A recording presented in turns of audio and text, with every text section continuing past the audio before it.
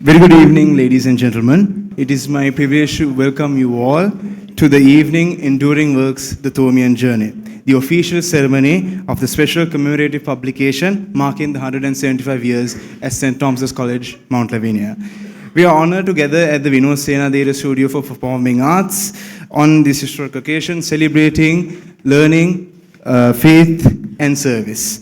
On a Saturday evening when most of us would normally be enjoying a quiet stay at home, it is truly humbling to see such a distinguished gathering here today. My name is Anugunadilaka and I will be your master of ceremonies for this evening. So without any further ado, let's continue with the program of today.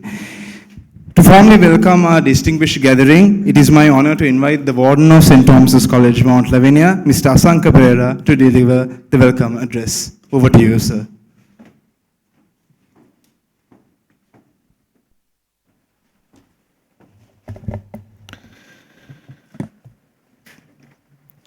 Professor Sandagome Kopareva, President's Council, members of the Board of Governors, members of the OBA, distinguished invitees, ladies and gentlemen. It gives me great pleasure to stand before you to welcome you into this space as we officially launch and make public a publication that was completed for the 175th anniversary of the school. The author himself will come and speak a few words, and I've invited Professor Sandagome Kopareva to do a quick review of the book. And I'm very thankful for him to have accepted my invitation to do so. And it is that the publication has come out quite very well, and I'm very proud to say that this is a publication coming from St. Thomas's College.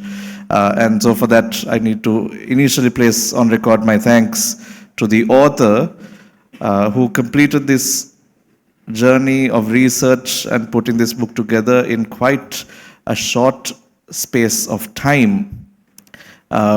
We knew that we wanted to get a publication out, but unfortunately we couldn't find the correct persons to run this program for us. And finally, it was about 6 months' notice that we gave author Mr. Udita Devapriya, who took up the challenge and came up with this wonderful book, which you'll see shortly.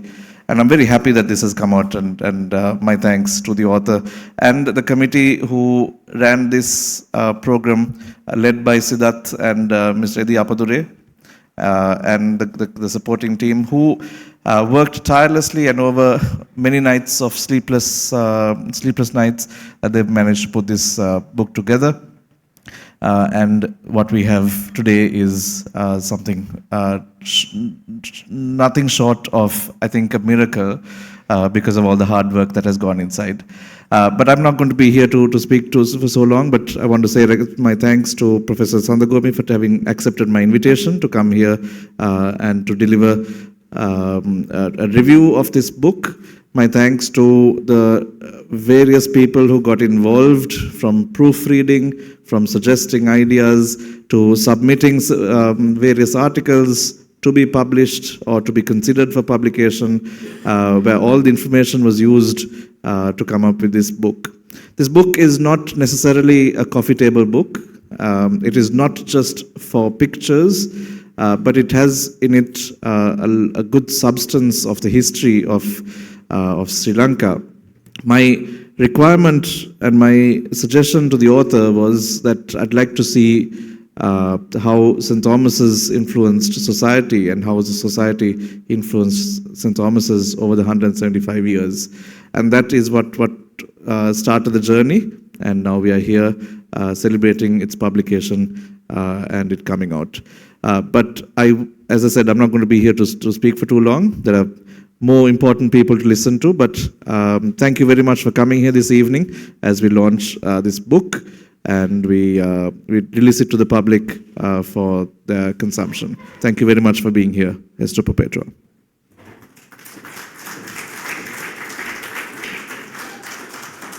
So Thank you so much, Warden, sir, for those inspiring words. Now we will move on to the next segment of our program. It gives me great pleasure to introduce Mr. Sidat Gajanayaka, an attorney at law, lecturer and software engineer, and proud old boy of St. Thomas's College, Mount Lavinia.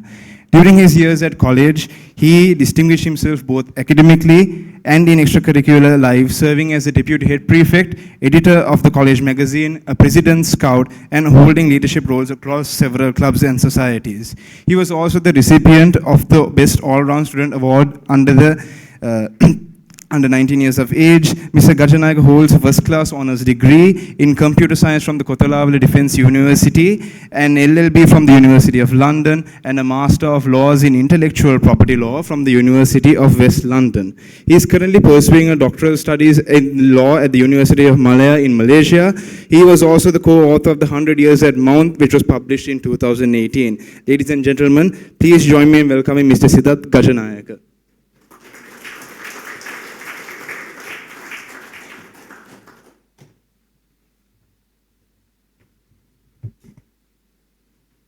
Thank you, Anup.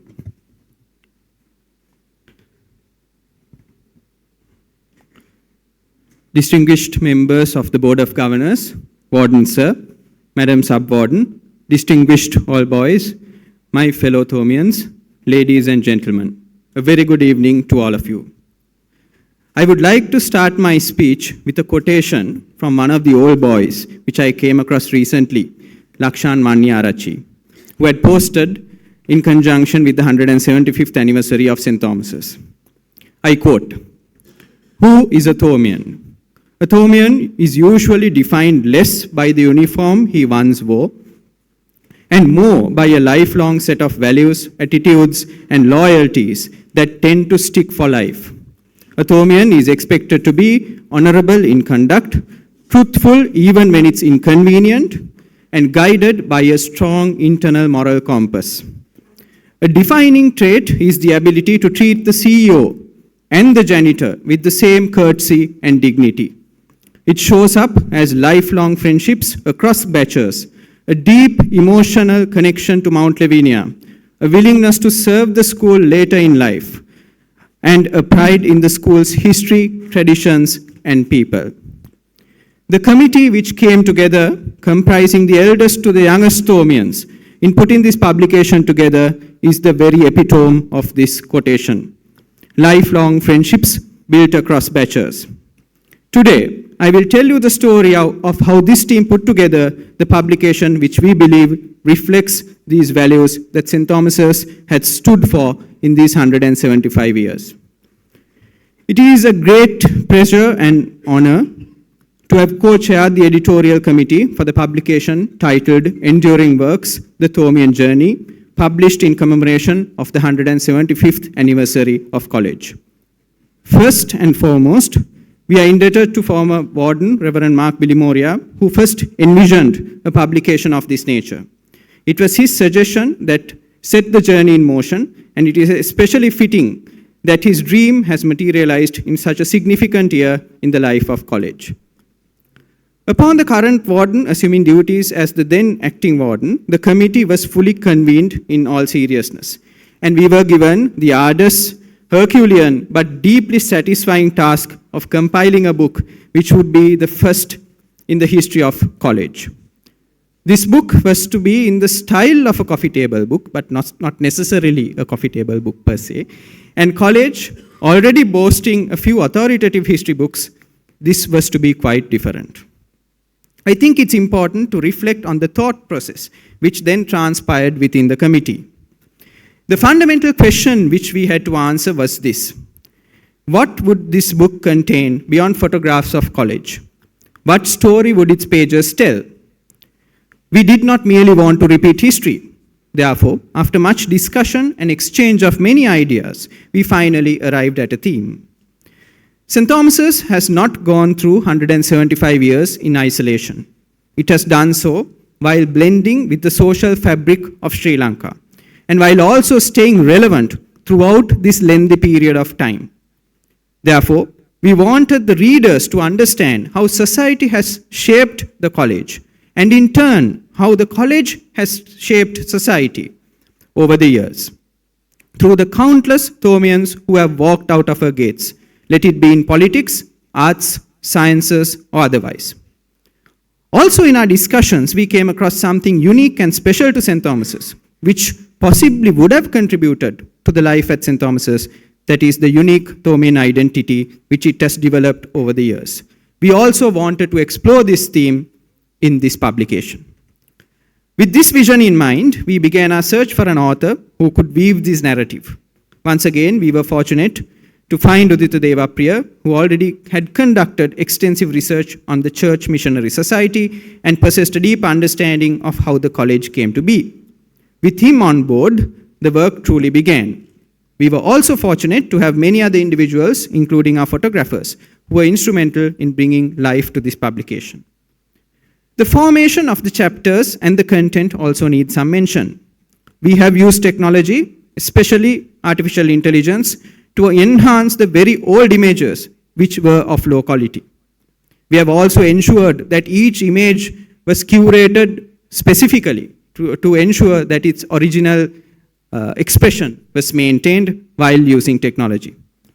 Also, we went to great lengths to source some of the images which we believe that you will see for the first time. These images have not been published anywhere.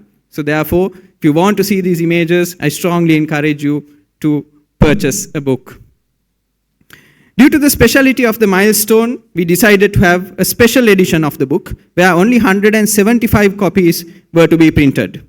This was open for pre-orders, and we are glad that we were able to pre-sell all the allocated special edition copies except for the 175th copy. The 175th copy remains, and it is to be auctioned in future, and one of the fortunate individuals would be able to get their hands on the last special edition copy that is remaining. The special edition copy was priced at a price of rupees 25,000. Then we also did the standard edition, which is available for purchase today, which is to be sold at rupees 20,000. Due to the limited number of copies available, I hope that all of you will purchase your copy today after the event. All proceeds of this publication directly go to college, and all of us, including the committee, all the members of the committee, have been contributing to this worthy cause on a voluntary basis. I have a long list of individuals who I wish to thank. Firstly, Reverend Mark Bilimoria for his constant encouragement and for taking the initiative to publish a book of this nature. Then to Mr. Asanka Pereira, the incumbent warden, who gave me and the committee a free hand in doing whatever we did, for placing an enormous amount of trust and faith in us. He was always reachable, be it 10 o'clock, 11 o'clock, or even 12 o'clock in the night, which is usually the time that I am very active. So it was very easy to communicate and get things done on the go. To expect a bunch of all boys and an author to pull off a book of this nature in such a short time surely requires a leap of faith. Thank you, sir. I should then specifically mention Mr. Senaka Di Fonseca, whom I fondly address as Uncle Senaka. He would constantly call and check whether things were fine. So his calls were a constant source of confidence to me, because I knew that if he calls and if I told him any issue, he would get it fixed in no time. So that confidence gave the much needed push for us to get this done on time. Also, he had connections in almost every corner of the country, and it was much easier to get things done through all his connections. Many thanks, Uncle Senaka, for all your guidance, encouragement, and the constant reminders. I also place my sincere thanks to Sasanka Bandara, the Secretary of the 175th Anniversary Steering Committee. I have been involved in many projects. I have been the president or vice president in many societies, in school, out of school, but I have not seen a secretary of your stature and caliber. I should definitely mention that. Sasanka has been one of the most dynamic, responsive, and go-getter secretaries I have seen. Many thanks, Sasanka, for all your hard work, and which I'm sure has paid off in style. I also thank both Uncle Senaka and Sasanka for all the hard work put in to pre-sell all the special edition books. Together, both of you have single-handedly sold more than half the books out of the 175 copies. Thank you very much for all your contributions to college. Then to our author, my dear friend Udita Deva Priya. I have had the privilege of knowing Udita since my university days. Although Udita had attended an international school, I was intrigued and enthralled by the interest and passion that he had for Sri Lankan arts and culture. In fact, I was sometimes ashamed when I used to have discussions with him because I didn't know half the films and the references that he made regarding the Sri Lankan arts and culture. So we used to have long discussions back then, and it was there that I realized that Udita would turn out to be a great journalist one day. Fast forward to today, he's not only a journalist, but an author of many books. When the timelines and the responsibility of the job of authoring the publication hit me, I knew that Udita is the man for the job. He's a man of his word, and I must say that he delivered exactly as he had promised. Thank you very much, Udita, for taking this enormous responsibility and for executing it in style. Then to my fabulous committee. I don't think I could have asked for a better committee. And for the first time, I can confidently say that I did the least amount of work in this committee. Mr. Appadore, my co-chair, brought in the much needed wealth of information about the bygone days and yesteryear at college. Those stories and episodes are definitely interesting to listen to, and it's definitely not something that many would have had the privilege of being privy to. These stories made us really understand how college has maneuvered carefully in times of crisis and kept herself afloat. Then to Pramit Mallavarachi. Pramit was gracious enough to accept perhaps the most laborious job, which is only second to authoring the book, which was to do the actual design and layout of the book. This meant that he had to spend countless sleepless nights doing changes and refining every intricate detail in the book. His meticulous attention to detail and the perfectionist he is has ensured that the book has come out in the best form, both inside out. Many thanks, Pramit, for all the hard work you have so graciously put in and for tolerating so many of the last-minute changes. Then to the more senior members of the committee, Chintaka Mendis, Revan Veerasinghe, and Chris Fraser. Your experience, knowledge, and expertise has made my job much easier. And you made the whole book project look much simpler than it actually was. Thanks a lot for all the behind-the-scenes work which you did, from finding rare photographs to coordinating with the photographers to fine-tuning initial drafts of chapters. I must also praise on record the White brothers, Darren and Warren White and Neelan, who made my life that much easier with all the logistics and groundwork. You have never said no to anything that I've asked you to do, and I've never had to double-check once any task was handed to you. I also thank Mr. Rohan Edrisinghe, who gave his valuable feedback on initial drafts of the book, and Ms. Vaidehi Pereira for proofreading the drafts. The research team comprising Gabriel, Dehane, Anuk, Abhisharan, and Harishna are also thanked sincerely for their efforts and time in the initial stages of the book. We had fantastic photographers who got us stunning photos for the book. Dimitri Cruz, Diniru Abesurya, Praveen Rodrigo, and the Photographic Club of St. Thomas's, including Tenu and Pravishkar. Thank you. Then to Mr. Deshanta Silva and Mr. Lakmal Marasinghe from Edkins Pens Printing, who undertook the printing of the book at such short notice, and all other suppliers. I should specifically mention Edkins Pens Printing because we asked for so many discounts after discounts, which they so graciously accommodated, up to the point where they finally had to cut our calls to make sure that they didn't give any further discounts. Thank you very much. I thank the numerous contributors who contributed to the publication. Although we later did away with the idea of publishing articles sent by the contributors, as the writing of the book was assigned to an author, their contributions are much valued. On behalf of the committee, I also thank Mr. Imran Hassan and all the members of the All Boys Association who have assisted us throughout and who I'm sure will assist us in selling the rest of the books remaining. Then to everyone who made today's event possible. Professor Sandagomi Koparaheva, thank you very much, sir, for accepting our invitation at quite short notice to review the book. Mr. Malan Jayatudasan from Blink Productions, also another distinguished all boy, who gave us the LED wall, lights, sounds, and other equipment free of charge. To Mr. Gihan Pereira and Avishka Pereira from Pereira & Sons for providing us with the refreshments for today's event at such short notice. I also thank the ICT Society and the Photographic Society for all their assistance in covering the event, the Western Band and the Thomian Chamber Orchestra for all their entertainment. I sincerely thank Mr. Shahan Baranage for coordinating all the media outlets. To Mr. Niranka and all other professionals from media outlets gathered here today. Then to Mr. Kulan and Ms. Ruani from the OBA. To Ajit and the support staff, thank you very much. Finally, I thank my family for bearing with me for the last few months and for all their patience. There are so many other individuals who have made this publication possible, and on behalf of the editorial committee, I extend our sincere gratitude to each and every one of them. Finally, I close my speech with the quotation of late Justice Gratian, which we have also quoted in the publication.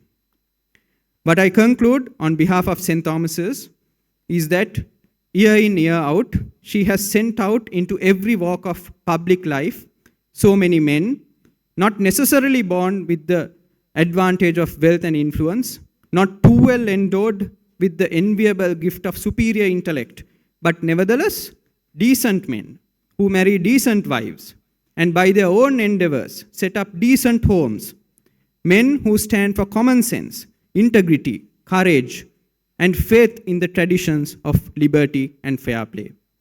I believe that the Thomians, young and old, would continue to uphold these values, ethos, and principles that Thomians have always stood for in the years to come, beyond the 175 years that we have already spent. Thank you. Esto perpetua.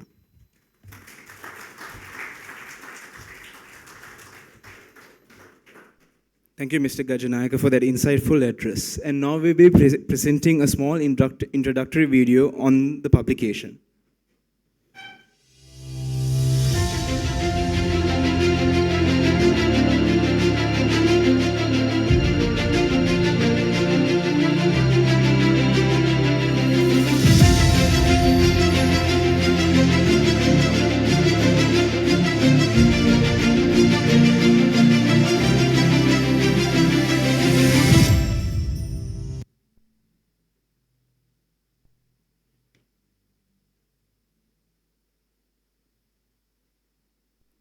At this juncture, to formally introduce the commemorative publication, Enduring Works, The Thomian Journey, it is my privilege to invite Professor Sandagomi Koparaheva, Chair Professor and former Head of the Department of Sinhala at the University of Colombo, and a distinguished old boy of St. Thomas's College, Mount Lavinia. At college, he was recognized for outstanding academic excellence, receiving several prizes, including the prestigious Victoria Jubilee Prize for the Best All-Round Student. Professor Koparaheva obtained a first-class honors degree in Sinhala from the University of Colombo, an MA in Language Studies from the Lancaster University, and a master's in philosophy from the University of Peradeniya, and completed his doctoral studies at the University of Cambridge. A sociolinguist by training, he has published excessively in both Sinhala and English, and has served as a consultant on language planning projects for numerous government and institutional bodies. Ladies and gentlemen, I invite Professor Sandagomi Koparaheva to introduce the commemorative publication.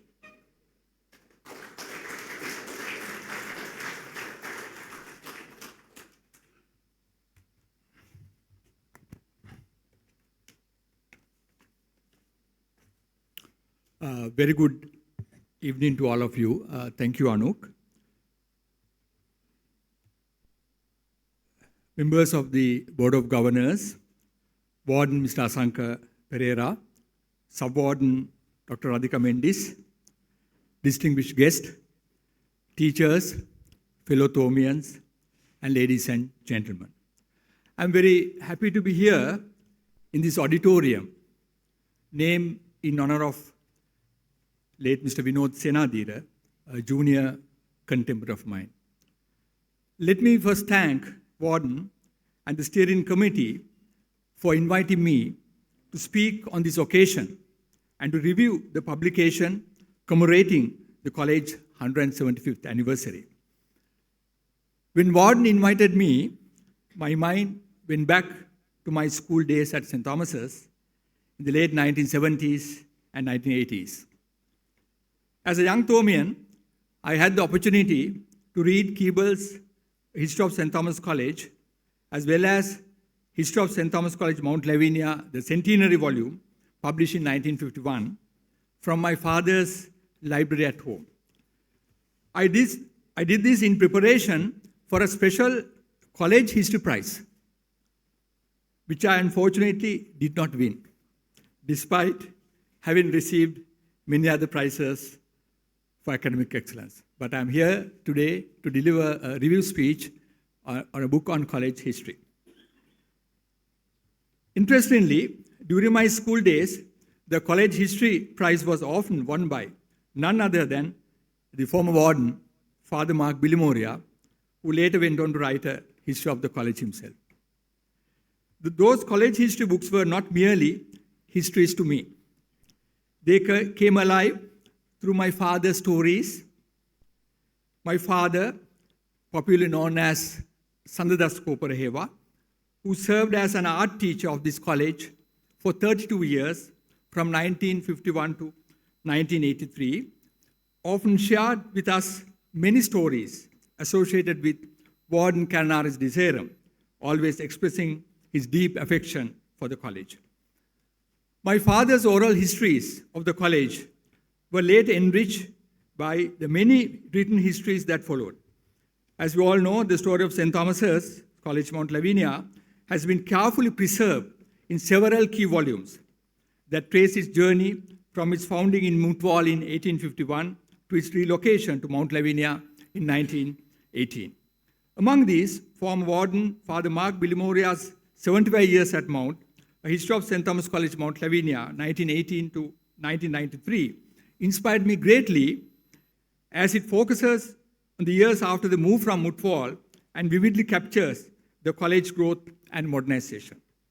100 Years at Mount, 1918 to 2018, is an updated work that combines a revised version of 75 Years at Mount with a second part covering the period from 1993 to 2017, assisted by a group of young Thomians, including Mr. Sidat Gajanayaka. It provides a comprehensive chronological account organized and around the tenures of successive wardens. Thomia, published in 2025 last year, is a massive two-volume work by Richard Simon. Spanning nearly around 1,000 pages, the work explores the school's influence on the nation's identity. Thomia focuses primarily on St. Thomas's College, but nearly half of its chapters explore selected events in Sri Lankan history over the 200-year period covered by the narrative. Now I would like to move on to the review of the enduring works, The Thomian Journey.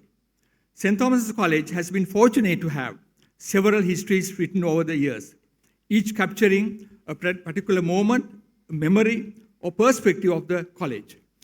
It is never an easy task to write the history of an institution like St. Thomas's College, an institution whose story has already been told many times in many voices and across many generations.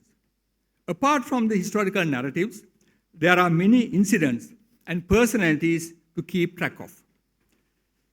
When an institution has inspired such a rich body of historical writing, the challenge is no longer merely to record events or dates, but to find a fresh perspective, to reinterpret the familiar, to connect the past with its wider social and cultural context, and to speak meaningfully to a new generation of readers. Most early accounts of the college history have been written by Thomians. This, however, is a Thomian history authored by a non-Thomian with the assistance of a royalist and a Thomians, group of Thomians. Within a year, or maybe within a 6 months period, as the warden mentioned, Udita Devapriya and his team compile a history covering 175 years of the college. The value of a Thomian history written by a non-Thomian lies precisely in its distance, free from nostalgia and institutional loyalty. The non-Thomian historian approaches the college with a fresh and questioning eye. This outside perspective allows the story of St. Thomas's College to be situated within the broader social, cultural, and political history of the country, rather than being confined to memories cherished only by those who pass through its gates. In doing so, such a history does not diminish the Thomian legacy.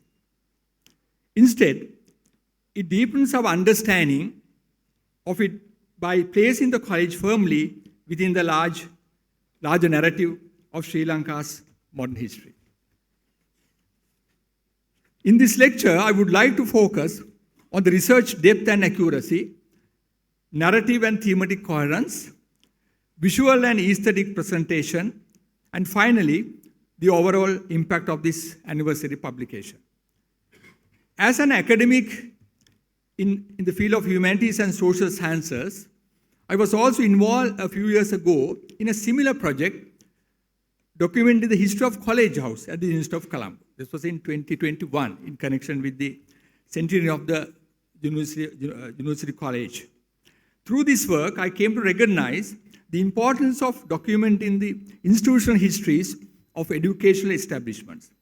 Many of our academic institutions, institutional memory is weak or fragmented. However, St. Thomas's College has been fortunate in preserving its institutional memory through the college archives and the museum. The current volume, The Enduring Works, The Thomian Journey, is another landmark in the long tradition of documenting the history of the college. What sets this volume apart is not only its historical narrative.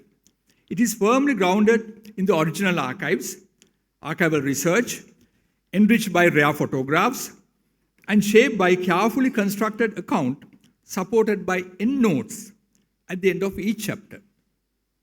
Most importantly, the story of the college is not told in isolation.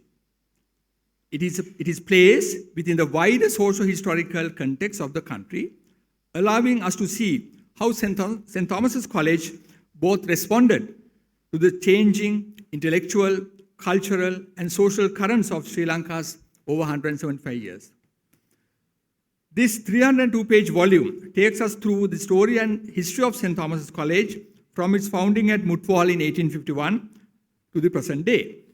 In terms of organization, the volume is divided into 6 carefully crafted chapters. Chapter 1, Foundations, looks at the events that led to the founding of the school by Bishop Chapman just 3 years after the 1848 rebellion. We know this was led by Gongalagoda Banda and the Purana. So this author refers to this incident in 1848 and also the events that led to form the school. Chapter 2, Mutwal, explores the Mutwal period of the college. Chapter 3, Reform, carries the story from 1918 to 1938.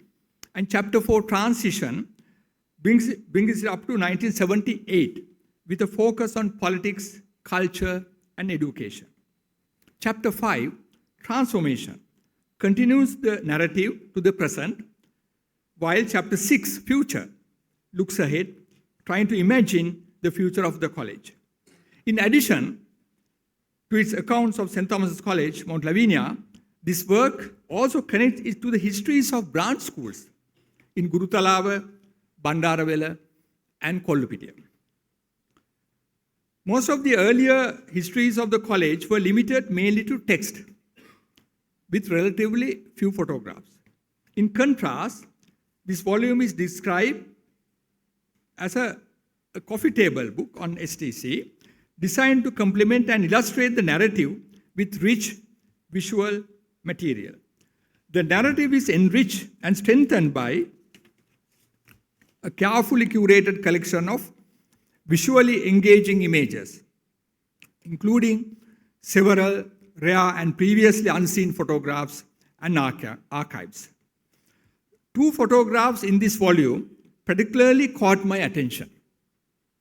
One showing the construction of the main block, and the other depicting the crash of a Japanese plane near the college on Easter Sunday, 1942.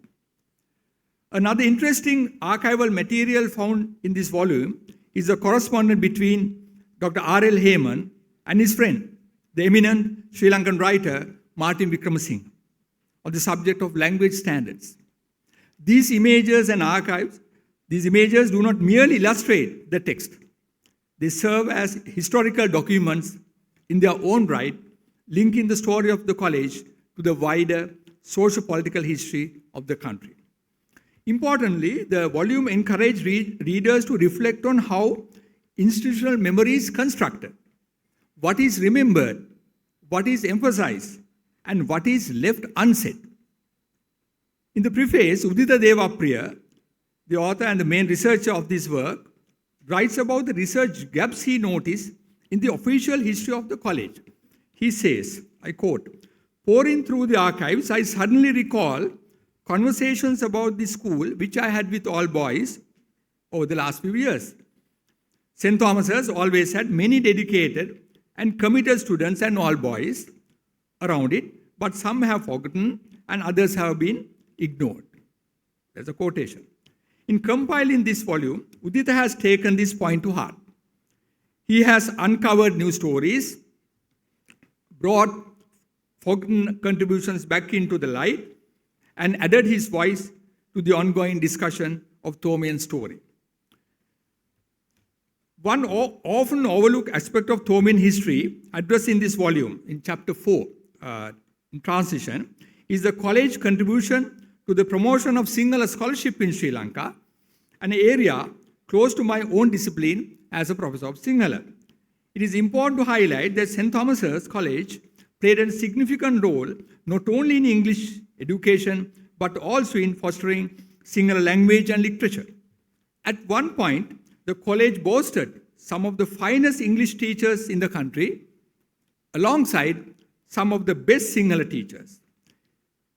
In the early 1950s, Warden recruited a group of distinguished Sinhala scholars, Pintu Jayawardena, C. Kopareva, my father, Arisena Ashubodha, or in the college was DDA Arisena Ashubodha, Liyanage Jinadasa, and Vinny Vitarana, who were ardent followers of the Hela movement founded by Munidasa Kumaratunga in 1941. From a socio-political perspective, this was a strategic move by Warden aimed at preparing the college for the country's changing socio-political landscape and the rise in demand for national languages in the 1950s. During the 1950s and 1960s, these Hela teachers and students actively promoted the use of pure Sinhala terms in everyday practice. As a part of this effort, the name of St. Thomas's College, commonly rendered in Sinhala as those days as Shuddha Thomas or St. Thomas, was reshaped within the Hela tradition as Santa Thomas. Other schools followed a similar pattern, giving rise to names such as Santa Peter, Santa Joseph, Santa Bridget. This volume also shows how new Sinhala terms related to cricket entered common usage during the Royal Thomian encounter. Very few people know that words such as Thanathilla for the pitch, Kadula for the wicket, Panduwa for the ball, and Nilakunu over for maiden over, coined by Sinhala teachers at St. Thomas College, and gradually became part of everyday Sinhala sporting vocabulary. The author of this volume also brings Dr. Edrivira Sarat Chandra. As student at St. Thomas, he was Eustace Reginald De Silva, E.R. De Silva. Sarat Chandra did discussion. Another Thomian who was connected to the college during a period of socio-political reform. Before recruiting the Hela teachers, Warden invited Sarat Chandra, who had just returned from Santiniketan in India, after Royal College had turned him down because of the Indian attire he wore. Another fascinating story in this volume is the Thomian legacy in art, photography, and cinema in Sri Lanka. Lionel Wendt, in particular, played a key role in bringing together a group of artists to create Asia's first modern art movement, the 43 Group. Interestingly, many of the leading artists, A.C.G.A. Samarasekara, Jeffrey Beeling, Polly Piris Deraniyagala, and Justin Deraniyagala were Thomians, a side of Sri Lankan art history that often gets overlooked but is highlighted wonderfully here in this volume. It is also interesting to note how Gamini Fonseca, an iconic figure in Sinhala cinema, entered the field of acting during his school days at St. Thomas's. Anniversary volumes often risk of becoming celebratory catalogues, list of achievements, illustrious names, nostalgic anecdotes. What distinguishes this publication is that it attempts something more demanding: to situate the story of St. Thomas's College within the broader historical, cultural, and educational transformations of Sri Lanka. In doing so, it recognizes that an institution such as St. Thomas's does not exist in isolation, but is deeply embedded in the currents of history and has responded with developments. From a methodological perspective, the author has relied heavily on official historical accounts of St. Thomas College and other sources, as well as primary archival documents and oral histories. In addition to consulting the college archives and museum, the research team has also visited the Sri Lanka National Archives, the National Library, the J.R. Jayawardena Centre, the Lake House Library, the archives of Diocese of Colombo, and the archives of Ladies College, Trinity College, and Royal College. The early chapters of this volume situate the college firmly within its historical context, including the changing face of Colombo and its relocation to Mount Lavinia in 1918. The volume repeatedly highlights the college's role in shaping educational and socio-political leadership in Sri Lanka. As an English medium institution of high repute, St. Thomas's offered access to intellectual and professional opportunities that were not equally available to all sections of society, particularly during the colonial and early post-colonial periods. One of the distinctive features of this book is its strong emphasis on linking the college events to the broader socio-political and cultural context in which it has existed. This approach provides a valuable insight into how the institution evolved within the currents of Sri Lankan history. For more than a century, Thomians have held influential positions in administration, law, education, medicine, arts, public life, and sports in a rapidly changing Sri Lanka. In this sense, the story of St. Thomas College is closely connected with the story of modern Sri Lanka. Another significant strength of this publication lies in its treatment of how St. Thomas College faced challenges and adapted to the changing needs of the country. Founded as an Anglican institution, St. Thomas's College has become a home to students from diverse religious, linguistic, and cultural backgrounds. This transformation did not occur overnight. For example, Chapter 4, the transition, and Chapter 5, transformation, provides a fascinating account on changing political and educational patterns of post-independence Sri Lanka and how St. Thomas's faced to contemporary challenges in arts, culture, and politics. It shows how the college has managed to survive, endure, and flourish from its earliest days to the present, and how it has been shaped by both tradition and transformation.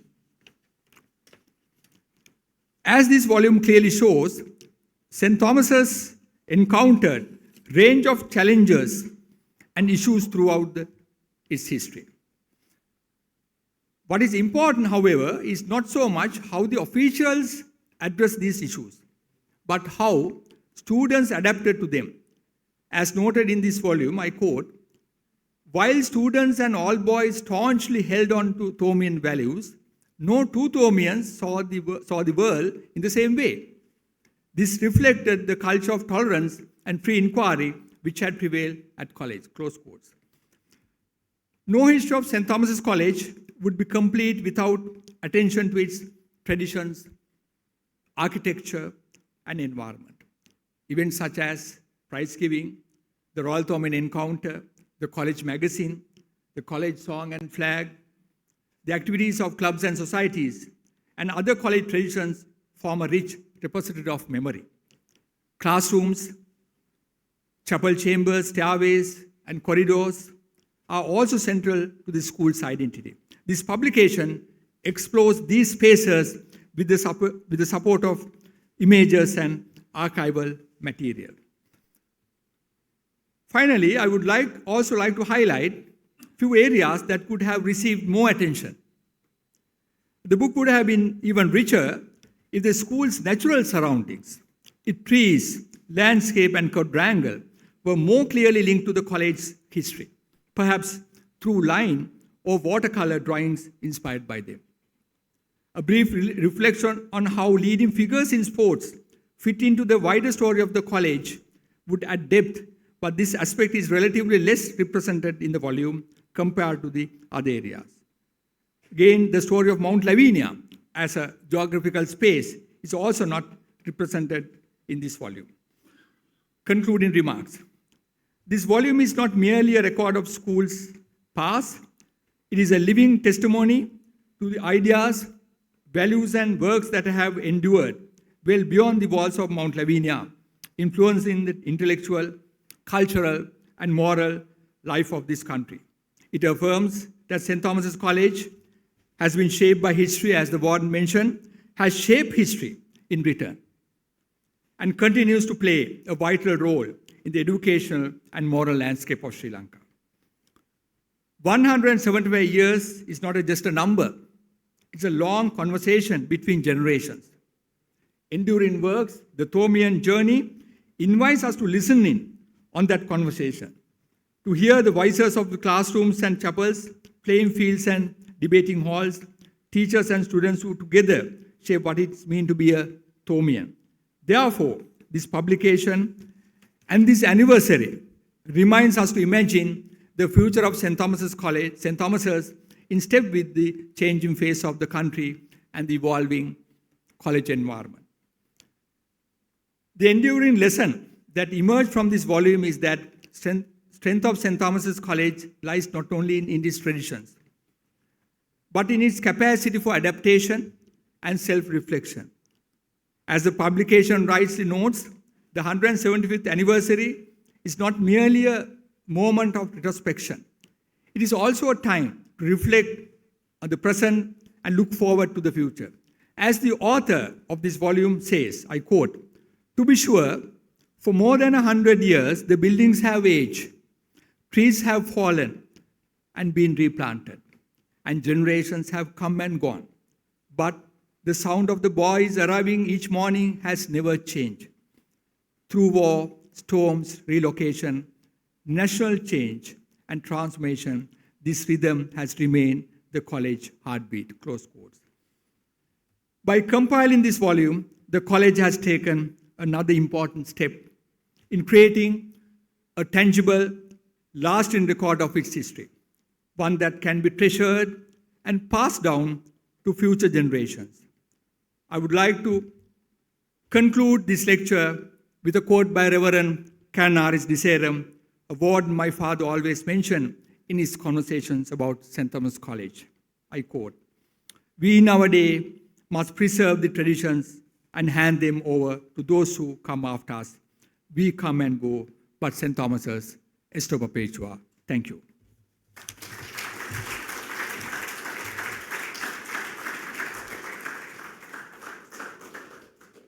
Thank you, Professor, for that illuminating introduction to the publication. We now move to the special moment this evening, that is the presentation of the complimentary copies of the commemorative publication to the selected guests. May I kindly invite Warden Sir to proceed with the presentation of the commemorative copies to Honorable Justice Gihan Kulatunga and Professor Sandagomi Koporeva, along with Professor G.L. Pires.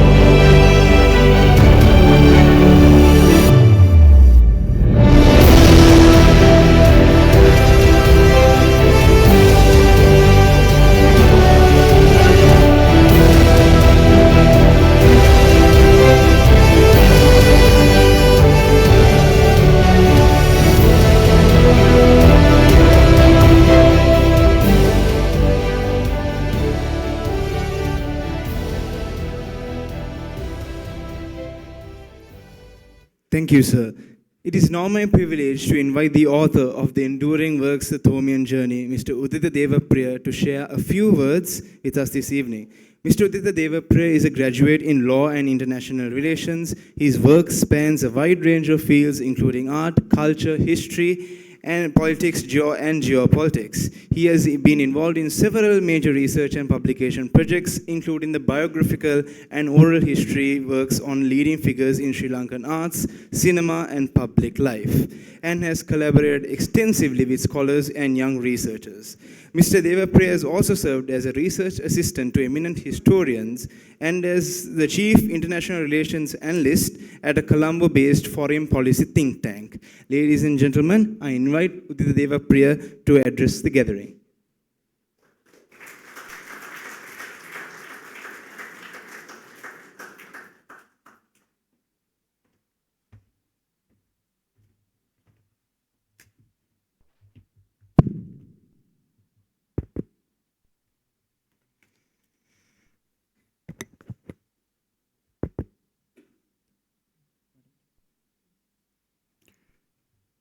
Ladies and gentlemen, distinguished members of the audience, good evening.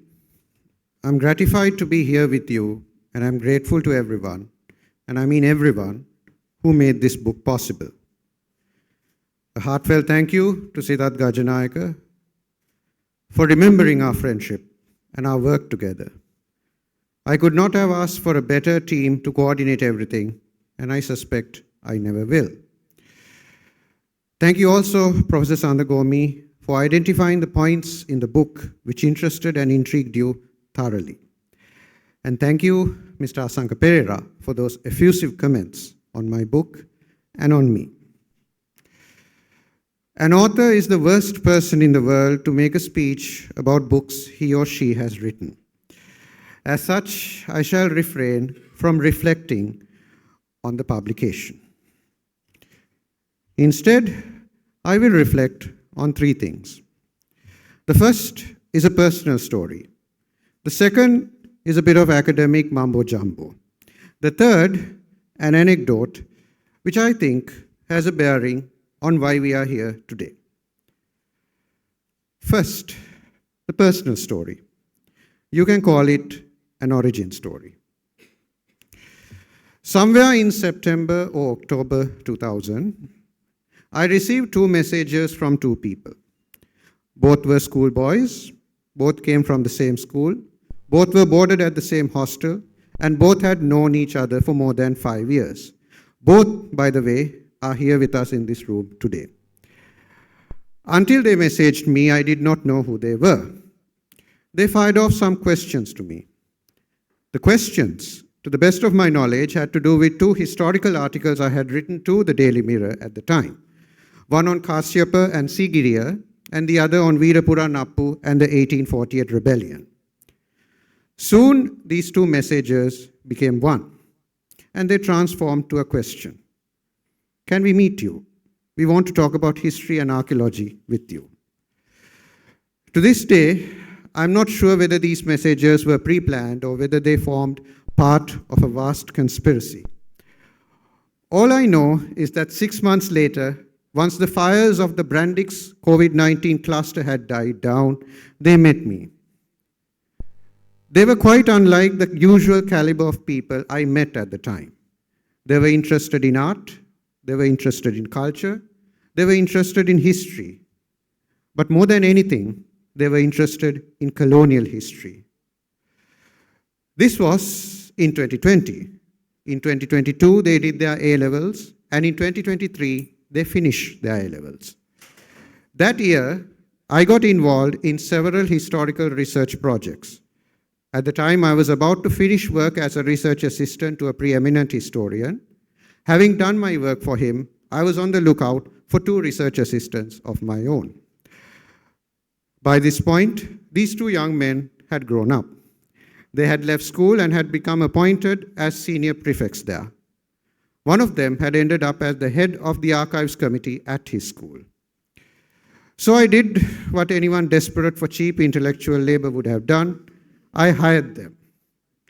When doing so, I promised them the sun, the moon, and everything else. When I began work as an assistant to that very reputed historian some years back, I had been warned about him. It's not easy working for him. It's like working for a slave driver. For better or worse, in working for him, I myself had become a slave driver. Now it was someone else's fate to be that slave. Over the next few months, my projects took us from Colombo to Jaffna to Kandy. We spent 3 days at Trinity College, Kandy, and 3 more days at St. John's College, Jaffna. We spent a few hours at the Ladies' College Archives, then ran off to the National Archives and National Library. I remember that day distinctly. I had to pull one of these boys from Ladies to walk to the other side of the road towards the archives. He was most reluctant. In between these many adventures and misadventures, we had several conversations. Being 2 fervent students and prefects from their school, they were boastful about their school being the best in every respect, and did not mince their words with me. Though I begged to differ with them, they engaged me in these conversations. It was because of those conversations that I began to study and seriously reflect on school histories, a subject which, in the wider context of colonial and modern history in Sri Lanka, has yet to be given serious consideration to by professional researchers in the field. That's the origin story. Now on to the mumbo jumbo. Writing the history of a school, as Professor Sandagomi correctly pointed out, is not easy. At times, one feels it is impossible. There are narratives, individuals, and incidents which get inflated or underreported. In Sri Lanka, professional historians do not seem to have engaged much in this subject, as much as they should. In other countries, the situation seems to be very different. Over the last few years, we have seen a slew of coffee table books and serious historical accounts of leading public institutions in Sri Lanka, all written by sharp-minded, candid, and intrepid writers. Among them have been my good friend Avishka Mario Seniviratna, who is not with us in this room today, and Mr. Richard Simon, who is. But they remain the exception, and I remain grateful to them for raising awareness of what should be a thoroughly researched field. This begs a question: why are school histories important? There are 3 aspects to such institutions which explain why they are. The first lies in the origins of these institutions. This includes the aims for which they were established and whether or not these objectives aligned with the prevalent social attitudes and aspirations of the day. My great object now is the establishment of a native college for the systematic training of a native ministry. I am persuaded that we shall make but little progress among the native population without a native agency, well taught and well disciplined. The covetous people in the empire have been provoked into outbreaks, childish in their effort and futile in their result. But a change must come soon, or retributive measure must be ours. The second lies in the transformations these schools underwent in the process of being formed. No school stays the same forever, and no school can be insulated from the currents of social change and history. There are contributions they make to the page-turning events of their day. It can be, for instance, something as small as a job interview. As a child, Edrivira Sarak Chandra had passed through several schools, including St. Thomas's. After returning from Shantiniketan in India, he sent a number of applications, hoping to find a job as a teacher. In his memoirs, Sarak Chandra recalls being invited to interviews at 2 schools. Rather unwisely, for the first interview, he had decided to wear a dhoti for the occasion. I did not get the appointment. A few days later, a friend who was teaching there told me why. Apparently, the principal had not liked the way I was dressed at the interview.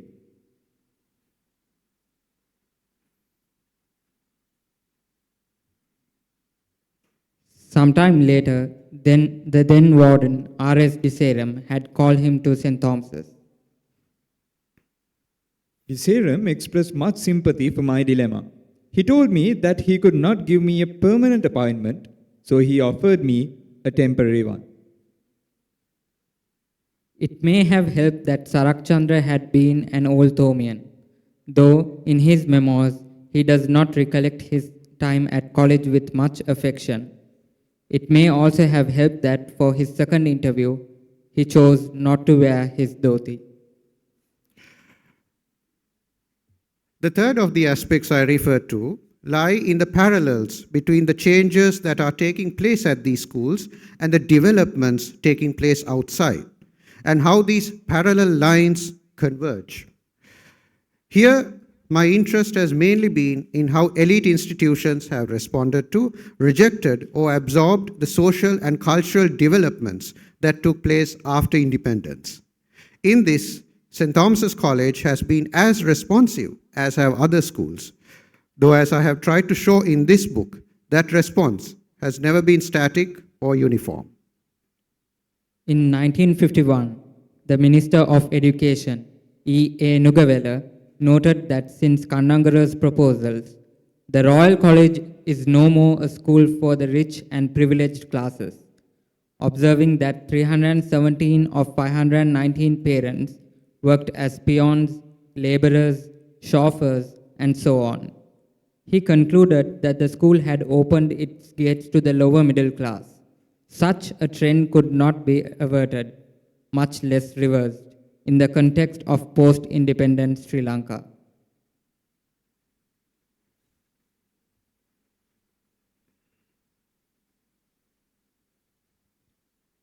There is plenty to worry about in the school under the present condition, whereas the standard of English is going down steadily and perhaps inevitably. The standard of Sinhalese is not as yet going up correspondingly. The present generation of boys seem to be deficient on both sides, and the task of the teacher is more arduous than ever before.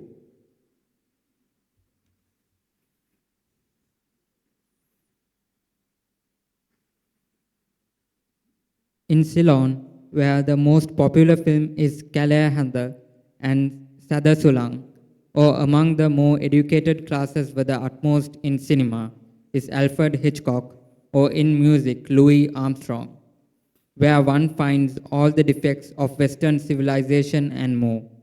We cannot speak with truth of a cultural revival. Taken together, it is these three aspects, origins, transformations, and parallels, that have provided for me a methodology and a structure with which to examine the histories of these institutions, and more importantly, their relevance and now. That's the mumbo jumbo.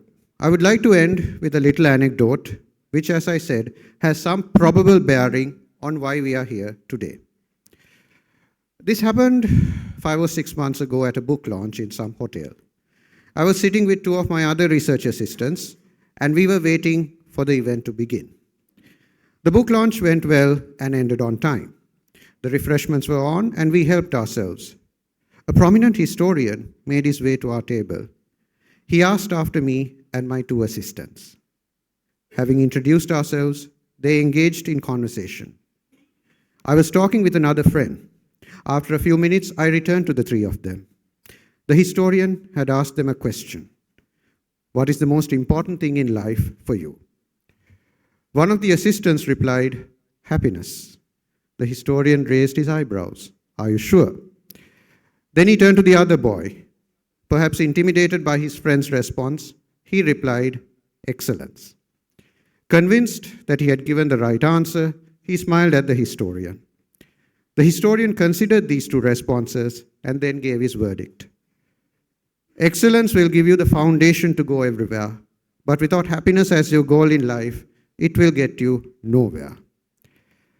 Ladies and gentlemen, as we celebrate 175 years of an institution, and as we reflect on how we should celebrate the foundation and the foundation that we should lay for the institutions like this school, perhaps that is a lesson that we can all take to heart.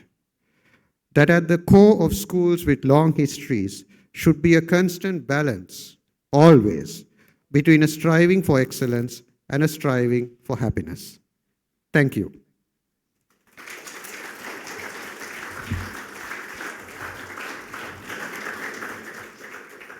Thank you very much for that meaningful address, Mr. Deva Priya.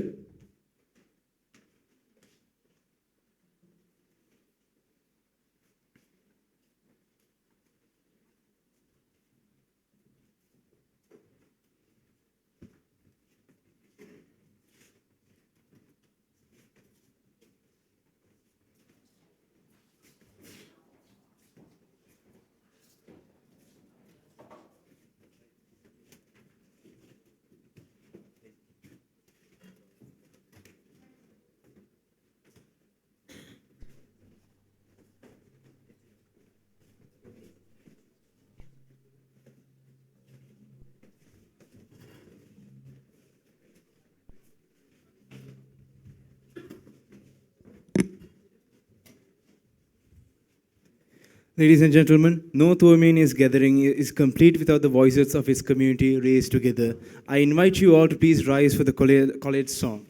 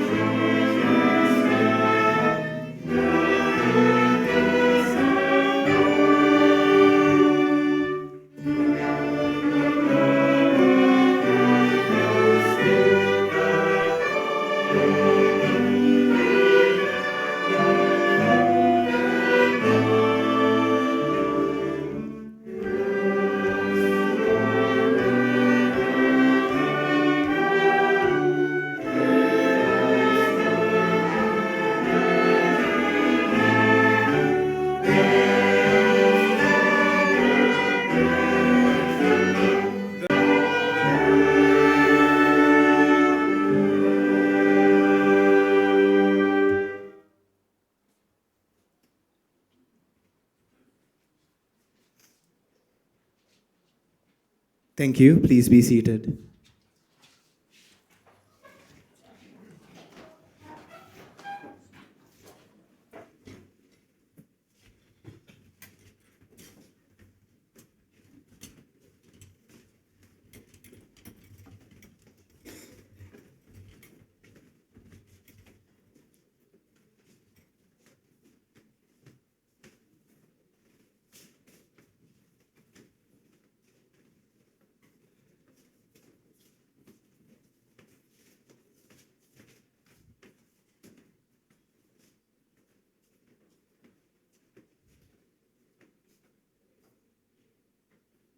Ladies and gentlemen, this brings the formal proceedings of this evening to a close. On behalf of St. Thomas's College, Mount Lavinia, I thank you all for being a part of this historic celebration of 175 years of Thomian heritage. The publication is available outside for purchase, and I kindly encourage you to purchase a copy which is available, as there is only a limited copies, and Mr. Sidat kindly threatened me that if I don't mention this in my speech, he might sue me. So I kindly invite you all to also join us for refreshments and fellowship in the auditorium on the left side of the hall. Thank you and have a very good evening. Good night. Estoper Perpetua.